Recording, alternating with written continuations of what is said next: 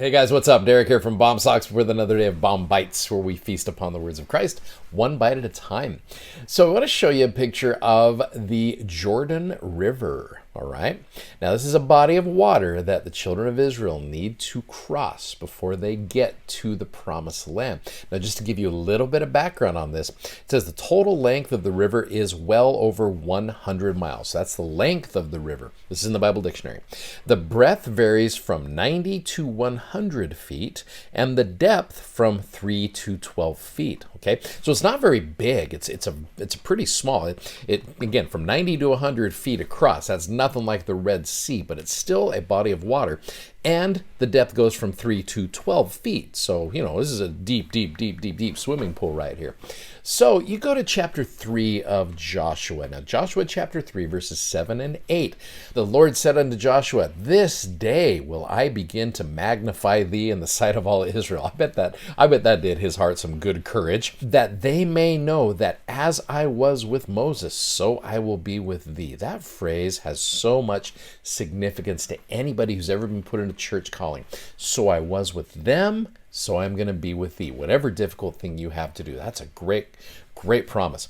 "And thou shalt command the priests that bear the ark of the covenant, saying, When ye are come to the brink of the water in Jordan, ye shall stand still in Jordan." Now, I get the idea of standing outside of Jordan, kind of waiting for it to part.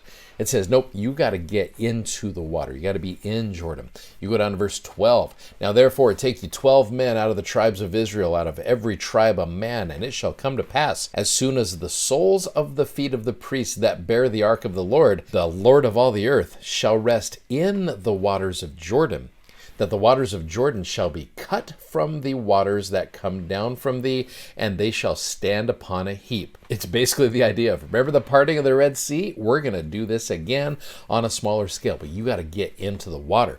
"And it came to pass that when the people removed from their tents to pass over Jordan, that the priests bearing the ark of the covenant before the people, and as they that bear the ark were come unto Jordan, and the feet of the priests that bear the ark were dipped in the brim of the water, for Jordan overfloweth all his banks all the time of the harvest, that the waters which came down from above stood and rose up and heaped." So again, it stood and rose up and parted.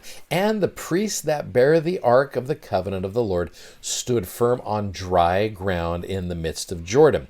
And all the Israelites passed over on dry ground until all the people were passed clean over Jordan." Now, you know how we talked yesterday about this idea of how the scriptures can be a powerful thing to help give you good courage.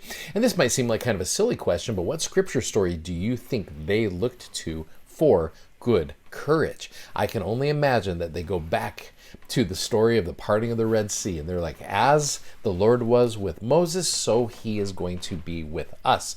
That is a fantastic promise. Now, how does the Lord sometimes ask similar things of us? It almost makes you think of the Indiana Jones movie where, if you remember, he has to step out into a blank area, and as he does that, he's then able to see that there is a path there that he couldn't see before. Well, I wonder what ways the Lord has asked us to get our feet wet, or to take a leap of faith, if you will, before revealing the way to overcome a challenge or to achieve a goal. Well, there's a quote from Boyd K. Packer that I think is really relevant here. He said, "Shortly after I was called as general authority, I went into Elder Harold B. Lee for counsel.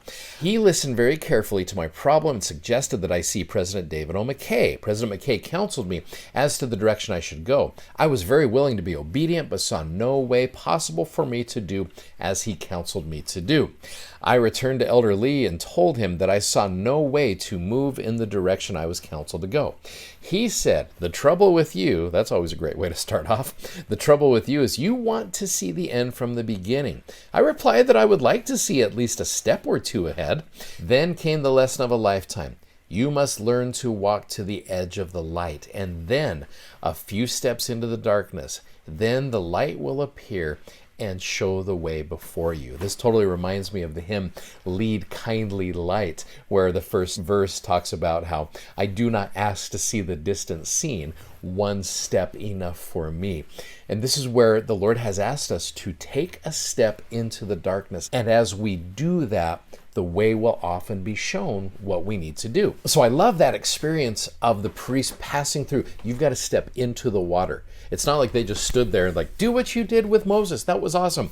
They had to actually get into the water and then have it part, but they had to stand there in it. They had to take a leap of faith and they had to get their feet wet. So the question is now, would you want to remember this experience and even tell your kids about it? Well, there's a great little principle here. We kind of talked about it last week, but this is just a different way to share this. You go to Joshua chapter 4, verses 3 through 7, and it says, command them, take you hence out of the midst of Jordan, this place that you just passed through, out of the place where the priest's feet stood firm, 12 stones, and ye shall carry them over with you, and leave them in the lodging place where ye lodge this night. And then Joshua called 12 men, whom he had prepared of the children of Israel, out of every tribe of man. And Joshua said unto them, pass over by the ark of the Lord your God into the midst of Jordan. Take ye up every man of you a stone upon his shoulder, according to the number of the tribes of the children of Israel. So take those 12 stones, that this may be a sign among you, that when your children ask their fathers in time to come, saying, what mean ye by these stones? Then ye shall answer them, that the waters of Jordan were cut off before the ark of the covenant of the Lord. When it passed over Jordan, the waters of Jordan were cut off, and these stones shall be for a memorial unto the children of Israel forever. And so I love this. I was trying to look for something, and I don't know if this is still there. I haven't been there. But what events have brought you closer to God? Because this had to be one of those powerful experiences. And do any of you who are watching this, do you carry a reminder of them with you? That to me, we talked kind of about the phylacteries and the mezuzah that the faithful Jewish men wore, with right on their head and on their arm. But these are things that maybe do you carry around something with you that is a reminder of your closeness to God? Maybe it's a CTR ring. Maybe it's the temple garments that we wear. Maybe, again, we talked about putting a picture on your phone lock screen. But it becomes what is called memorabilia, which you're very familiar with memorabilia. It is something that reminds you of a previous event, and then you have this to remind you. So when you think about these experiences that have brought you closer to God, I think it is important to have a physical reminder to remind you of that time where you got close to God, because there's going to be those moments that we all have where we tend to forget and we lose faith. This is an opportunity to be able to have that faith continue to grow.